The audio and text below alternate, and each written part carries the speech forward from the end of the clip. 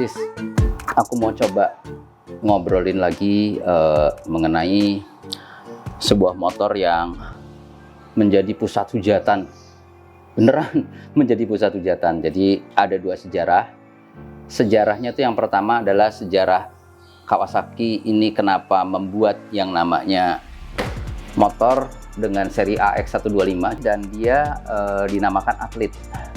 Jadi kalau aku lihat rata-rata di YouTube motor ini itu dan biasanya banyak negatifnya ya. Sebetulnya setiap produk itu nggak ada yang sempurna sih. Yang sempurna itu ya yang dibuat oleh Allah tentunya. Dulu motor Kawasaki AX125 ini mulai hadir di tanah air pada tahun 2008. Pada saat itu pasarnya udah dikuasai sama Satria FU ya. Kalau nggak salah Satria FU itu dulu namanya Sonic apa-apa gitu ya. Dan itu rupanya jauh lebih populer. Dan dikenal dengan varian ayam jago ya, atau Ayago. Kayak Jepang banget ya, padahal dari bahasa Indonesia Ayago ya. Nah, pada tahun 2008 motor ini masuk, awalnya mendapatkan sambutan yang lumayan positif loh. Walaupun bentuknya mungkin agak aneh kali ya, dan banyak sekali orang yang mencerca bentuknya mengenai punuk sapinya ini yang sebetulnya adalah tangki. Tapi nanti kita bahas tuh apa aja sih sebenarnya fiturnya. Tapi menurut aku motor ini sebenarnya nggak jelek-jelek banget sih ya. Dari tahun 2008 sampai 2012 tuh penjualannya lumayan bagus ya. Cuma sekarang udah banyak dimutilasi. Maksudnya untung ada beberapa teman klub yang walaupun saya tidak bergabung dalam klub tapi berusaha mempertahankan ya, atau menolak punah. Soalnya kan kasihan juga nih, motor udah susah payah dibikinnya juga sama insinyur-insinyurnya Kawasaki. Insinyur Jepang tuh keren-keren loh kalau ngebangun motor. Mereka pakai benar-benar perhitungan matematis yang luar biasa ya. Tapi pada prinsipnya motor ini tahun demi tahun itu semakin tidak populer. Salah satunya adalah spare part. Herannya Kawasaki nggak belajarnya dari situ. Setiap dia bikin motor, pas spare partnya mahal, susah, nggak ada yang nggak ori itu ada bagusnya juga. Soalnya kadang-kadang benda nggak ori itu nggak pas, nggak presisi, jadi kadang-kadang bikin rusak yang namanya spare part yang lain ya. Jadi saling berbenturan ya. Membuat motor yang punya segmen aneh. Jadi motor laki ceritanya tapi nggak pakai kopling ya.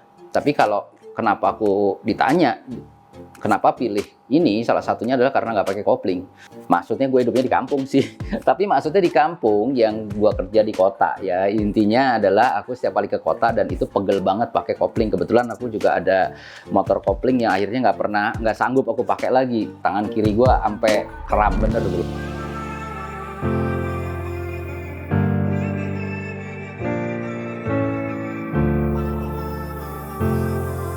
Nah, bicara mengenai sejarah gue punya motor ini, balik lagi ke konsep realistis. Jadi sebenarnya dinamain Kawasaki realistis lebih pas ya. Kawasaki Athlete ini sangat realistis dari segi keuangan. Jadi pada saat itu setelah COVID, kondisi keuanganku nggak baik-baik aja. Jadi apa yang harus aku lakukan adalah aku memerlukan sebuah kendaraan non dinas. Yang masuk akal adalah aku mencoba mencari motor yang satu sebetulnya flagship tapi tanda kutip nggak laku di pasaran. Kenapa begitu? Flagship itu biasanya kualitasnya pasti bagus, biasanya. Akhirnya dapatlah gua dari seorang mama. Nah, yang ini, motor ini kebetulan dia pakai dari rumah ke apotik karena kerjanya di apotik, dan kondisinya ya tidak jelek banget untuk mesin, tapi untuk sektor yang lain kayak bodi segala macam, pecah segala macam ya. Itulah yang sebetulnya memerlukan penanganan khusus.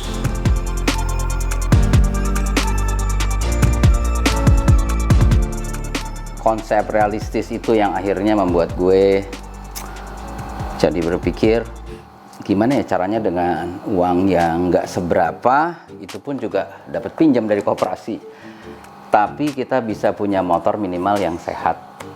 Dan kedua, kondisi motor yang buruk itu biasanya akhirnya menjadi penyakit menahun. Menahun itu karena bukannya apa-apa ya, akhirnya kita keluar uang lagi pakai buat onderdil, kita keluar lagi buat mekanik segala macam. Gimana caranya istilahnya uang yang nggak seberapa ini bisa menjadi sebuah motor yang lumayan bisa dipakai dan pun bentuknya sedikit lebih bagus. Akhirnya aku memutuskan ya sudah deh, beli apa yang ada, aku betulin bodinya, nggak perlu pakai mekanik karena keterbatasan dana, dan kemudian aku beli cat sendiri. Aku menggunakan produknya dari Sapporo dan Diton, gua kerjain sendiri aja bersama dengan satu orang teman. Akhirnya jadinya seperti ini. Di sini juga nggak terlalu banyak variasi warna dan aku memutuskan tidak menggunakan decal apa istilahnya ya, kalau kita nyebutnya stiker kali ya, stiker kayak yang kalau aslinya itu kan macem-macem tuh warnanya, ada batik-batikan. Jadi aku pikir kayaknya aku simpel aja deh, kayaknya nggak terlalu banyak garis, nggak terlalu banyak warna, nyucinya gampang ya. Kok bicara mengenai Kawasaki Athlete itu tenaganya bener kalau dibilang nggak gede-gede banget, tapi dia cukup halus. Kalau soal tenaga sih ya gimana ya, aku bilang sih cukup ya, sedang aja, dan akselerasinya pun bagus. Suara mesinnya pun bisa dibilang dia benar-benar smooth banget ya, jadi kayak hampir bukan nggak ada suaranya ya, tapi suaranya tuh benar-benar lembut banget.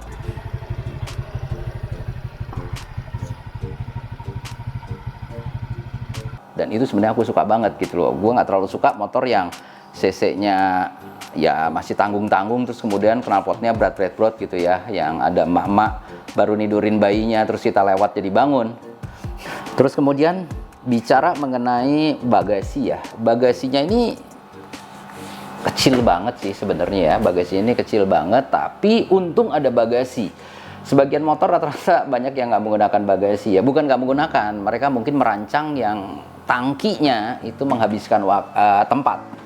Jadi mau bikin bagasi lagi susah gitu ya, akhirnya pating gerantung lah, kayak kita mau jualan sayur ya, itu jadi repotnya di situ. Cuma walaupun isinya udah lumayan ya, minimal jas hujan segala macam masuk pun, kita masih perlu lagi bagasi lain, makanya aku pakai bagasi tambahan. Ini sebenarnya dari motor lama gue yang karena konsep realistis akhirnya dijual.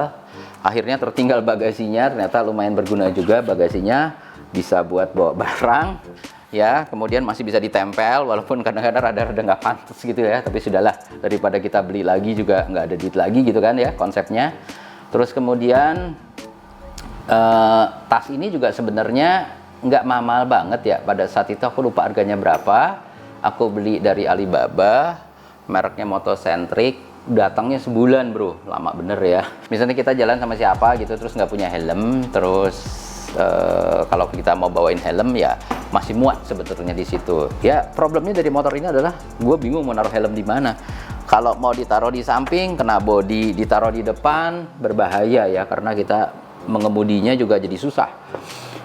Yang kedua adalah rantainya cepat kendor. Ini masalah terbesarnya adalah rantainya cepat kendor ya. Jadi kalau rantainya cepat kendor itu akhirnya yang terjadi adalah aku coba buat rantainya ini jadi ada kontrolernya. Kalau orang nyebutnya kontroler apa ya ini ya?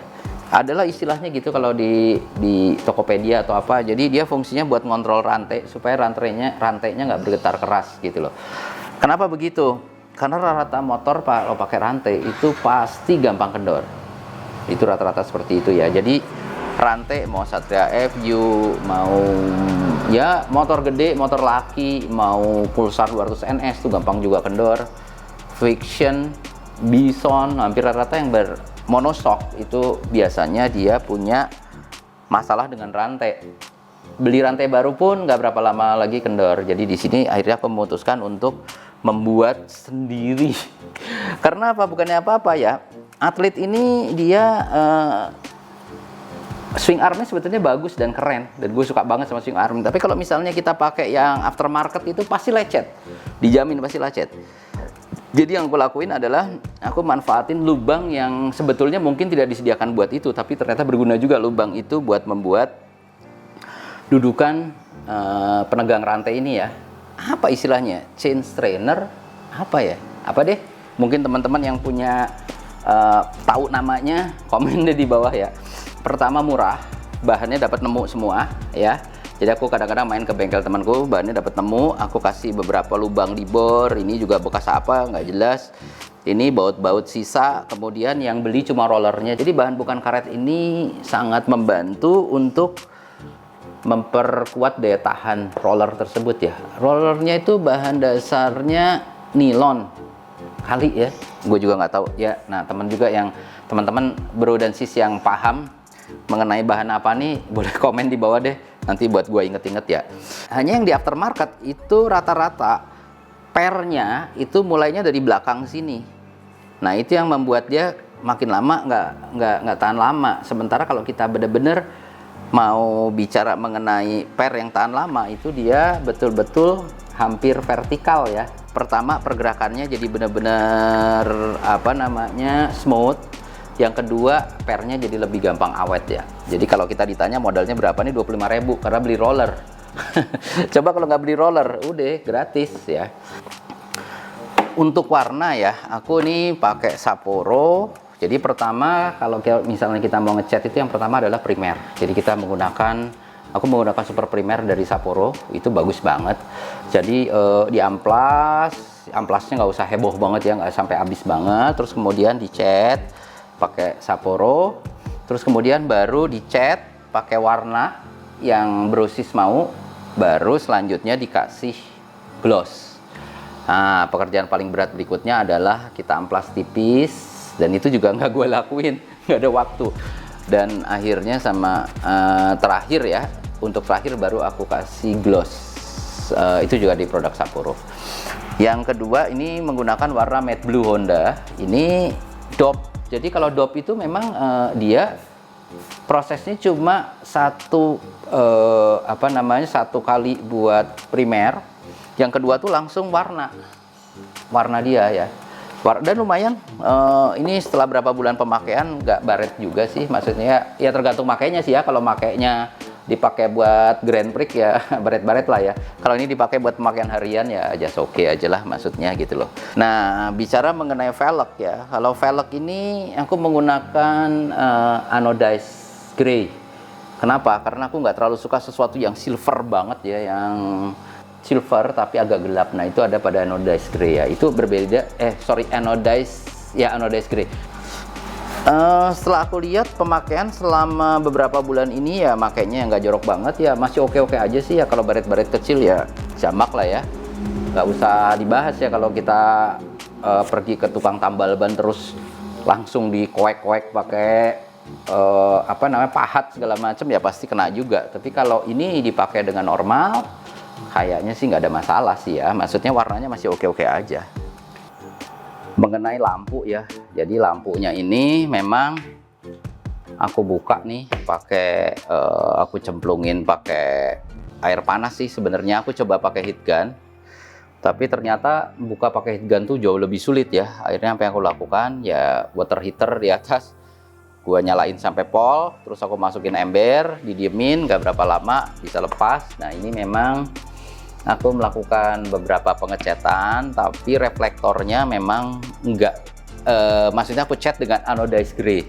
Jadi karena warnanya kan terlalu terang gimana gitu ya, yang namanya reflektor ya pasti heboh kan warnanya ya, wajar dong. Akhirnya aku cat pakai anodized gray, dan warna anodized gray itu bagus juga kok kalau buat lampu ya.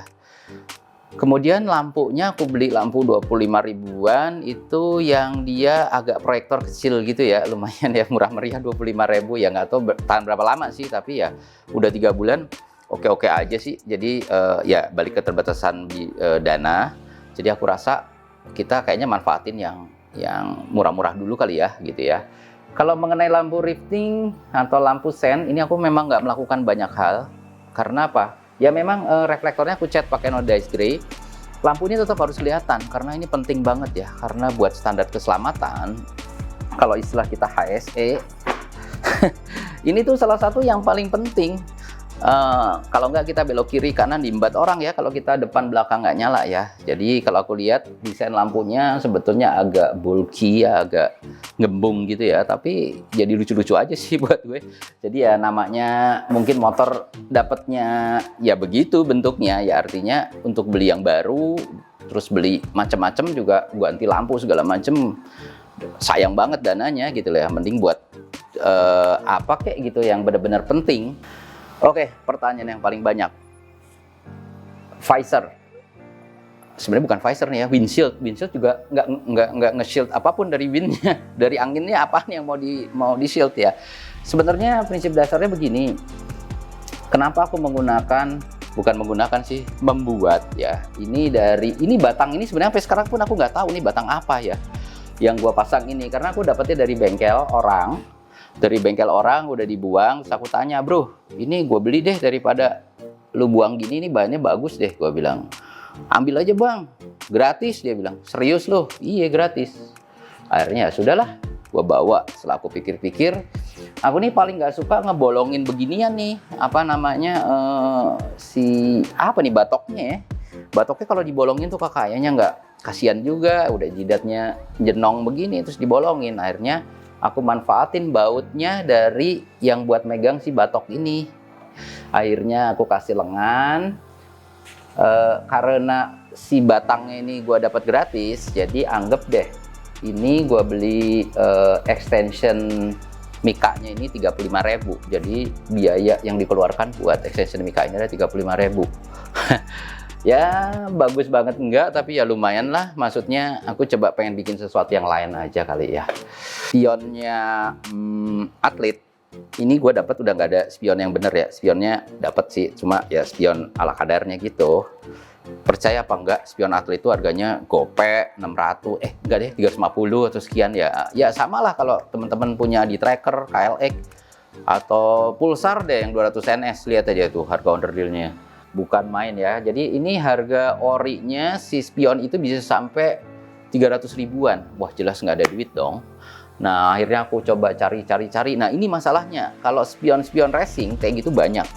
Cuma berhubung gua udah agak tuaan gitu ya, jadi perlu spion yang bener-bener cembung, yang gue bisa lihat belakangnya dengan jelas. Akhirnya apa? Akhirnya pilihan gue jatuh pada spion GMB nih ya kalau nggak salah ya. Serinya tuh 130 berapa gitu. Kenapa begitu? Kenapa nggak pakai yang kata orang Nemo 1007 apa-apa? Karena ini tuh spion yang terkecil. Ini tuh spion yang paling kecil yang bisa kita dapatkan aftermarket. Ya, yang cocok lah buat dia. Ini pun masih kegedean, jujurnya. Coba lihat deh, ini masih kegedean. Spionnya pun dengan spion aftermarket ini jauh lebih lebar, jadi aku bisa lihat ke belakang dengan lebih jelas gitu. Mau lebih kecil lagi ada, tapi mungkin spion yang mahal banget, kalau yang kecil banget pun, kalaupun kecil banget kita mau lihat apaan gitu ya. Kecuali dia cembung banget. Nah, ternyata ini cukup efektif, nggak terlalu ribet dan kuat. Bahannya dari besi. Yang penting pandangan ke belakangnya cembung, itu yang paling penting. Jadi standar keamanan tetap jadi yang nomor satu ya. Kalau aksesoris yang lain ya paling cuma dudukan HP pun ini juga dudukan HP lama dari bekas motor gue yang dulu. Bicara mengenai gear shift ya, atau persneling, ini memang ada persneling tapi nggak ada kopling. Nah orang kan nanya, ih bencong banget sih ini motor ya. Tapi kalau gue nyari yang begini, kenapa? Karena ya tadi balik ke konsep di kota, gue nggak perlu kopling. Kalau kopling ya gue cari motor lain aja kali. Logikanya kan begitu ya. Nah maksud gue, problem dia terbesar adalah saking halusnya mesin. Kadang-kadang gue nggak ngeh ini ada di gigi berapa ya. Atau karena kemarin gue pakai Matic ya, punya kantor ya. Jadi kayaknya gue kayak perlu gitu loh, indikator gear. Akhirnya udah indikator gear gue perlu. Nah teman-teman bisa punya dari bekas KZ, belilah. Kira-kira ya nggak ori juga sebenarnya nggak apa-apa, syukur dapat ori, tapi harganya mahal loh. Perlu ya, ini warning 150 ribuan. Nah kalau ini dapat sekitar 35.000 nih. Dapat temen dari daerah, kayaknya dia udah males make atau KZ-nya udah nggak ada kali ya. Akhirnya udah dikirim ke gue.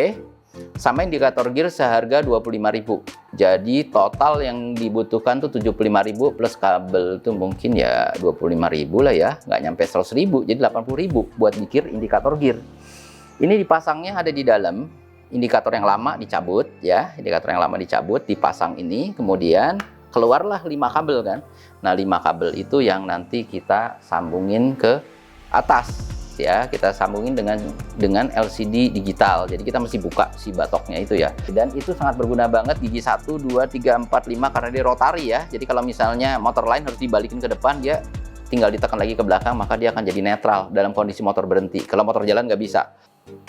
Soal mesin sih kayaknya nggak ada yang istimewa ya. 125 cc ya 125 cc aja, kencang banget enggak, lambat banget juga enggak. Tapi cukup lah kalau buat di kota, stop and go itu buat gue udah cakep banget. Gue nggak perlu ribet juga gitu loh, maksudnya dalam pengertian nggak perlu gue harus gimana-gimana, gue nggak perlu balap-balapan, gue bukan mau drag race ya. Gue cuma perlu ke kantor, terus kadang-kadang pulang kalau pulang ke rumah, kadang-kadang nemuin temen, ngumpul di Citos, ya sudahlah, pakai motor beginian juga lumayan kok gitu ya. Pertanyaan orang, selalu aja kalau di pom bensin, tukang pom bensinnya selalu kaget ya, si akangnya, ini di depan bang, tangkinya, iya di depan. Terus kemudian dia paling bilang, oh saya pikir ini Satria FU. Paling banget sering dikira kalau nggak Sonic itu Satria FU. Karena ya mungkin pada zamannya mirip-mirip kali ya. Kita ngomongin soal rem nih ya. Jadi remnya itu menarik banget ya. Untuk ukuran 125 cc, ya kayaknya Kawasaki agak berlebihan juga sih. Tapi nggak tahu mungkin gimana sih dia berpikiran kayak gimana. Remnya itu dua-duanya tuh disc brake. Yang lebih unik lagi adalah dua-duanya itu 2 piston.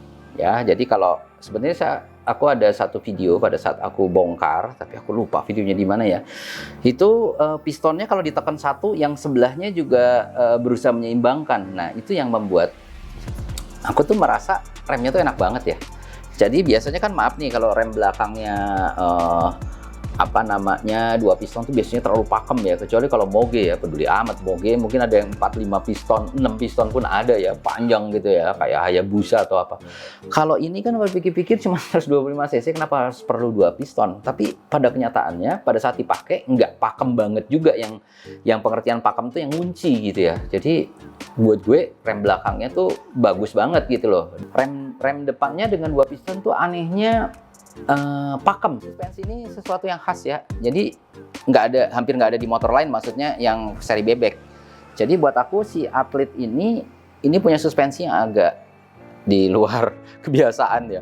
Tahu nggak apa? Karena dia hampir rebah, benar-benar horizontal ya. Jadi horizontal banget ya, sampai mungkin cuma 16 sampai 15 derajat ya, nggak tahu, aku nggak ngeliat blueprintnya sih. Tapi maksudnya ini juga merupakan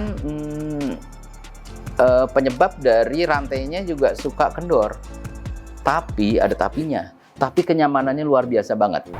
Jadi motor ini nih suspensinya tuh smooth banget dan handlingnya tuh gampang banget gitu loh. Jadi kayak nggak ribet gitu loh kalau kita makainya juga. Handlingnya itu kalau aku bilang ya, aku kan udah pakai juga berbagai jenis motor, handlingnya tuh oke banget lah gitu loh. Maksudnya buat belok kiri kanan pas segala macem tuh nggak murahan gitu loh. Jadi handlingnya itu kayak terkontrol banget, buat nikung, buat apa segala macam. Ya salah satunya adalah kerjanya dari si suspensi aneh ini. Ya aku nggak tahu istilahnya apa nih ya. Kalau nggak salah satu produk Ducati ada yang bentuknya begini. Harusnya gue tanya sih, berhubung tetangga gue semuanya motornya Supra, ya gimana ya. Mau nanya apaan. Oke, terus ini cuma ada speedo, lampu netral, ada lampu riting, ada lampu gede, kemudian dan bensin. Jadi bensinnya juga lucu, dia nggak pakai jarum. Tapi kalau bensinnya udah mau habis, baru nyala dia. Itu masih ada 1,5 liter. Pernah gue coba ya, kira-kira kalau bensin dari nyala lampunya ke habis, bener-bener habis, itu sebentar, sekitar 20 kilo. Jadi masih ada 1 liter lebih ya. Kalau nggak salah motor ini demikian iritnya sampai 135 atau 140 deh. Aku sendiri belum pernah ngetes secara benar karena nggak punya parameter ya. Oh ya, injekan kakinya itu, jadi kalau buat injekan kaki boncenger tuh dia punya desain yang agak aneh emang. Jadi kayak gantung gitu loh, kayak gantung di frame. Ini frame, dia gantung di sini dan ini ada jepitannya bro. Tapi memang selama ini nggak ganggu sih, bagus-bagus aja. Dan buat gue karena unik aja itu ya, itu unik banget itu ya. Stang ya, jadi stang dia ini menggunakan triple-nya hampir kayak motor gede, dia menggunakan stang jepit ya. Mungkin pada saat itu Ayago lagi musim pakai stang jepit ya. Cuma stang jepitnya lumayan rapi sih ya. Dia pakai ganjel, dia sesuaikan, posisinya pun nggak nunduk banget ya. Jadi posisinya tuh normal-normal aja gitu loh, kayak kita bawa motor biasa gitu ya. Agak kependekan, agak kerendahan sedikit, tapi masih ya acceptable lah. Maksudnya nggak perlu gimana-gimana banget yang harus diganti gitu loh. Orang-orang yang sudah tua, misalnya kayak tetangga-tetangga gitu, mereka pada jalan-jalan santai, terus kemudian mereka ngedeketin, "Mas," katanya, "Mas, saya dulu zaman mudanya pakai motor ini loh," katanya. "Oh iya Pak, itu zaman saya pacaran nih, masih ada aja." "Ya masih," saya bilang. Jadi kadang-kadang jadi nostalgia juga buat orang lain ya. Bisa jadi penyemangat aja sih bro, maksudnya ya bahwa ya modalnya nggak usah gede-gede banget buat kita bener-benerin motor, asal kita rapi, ya kita sisihin waktu ya, tapi juga jangan duit belanja kita pakai buat beli onderdil motor ya, repot juga ya. Cari dulu apa yang perlu. Kalau menurut aku sih, mesin yang sehat itu benar-benar penting ya, mesin yang sehat itu benar-benar penting.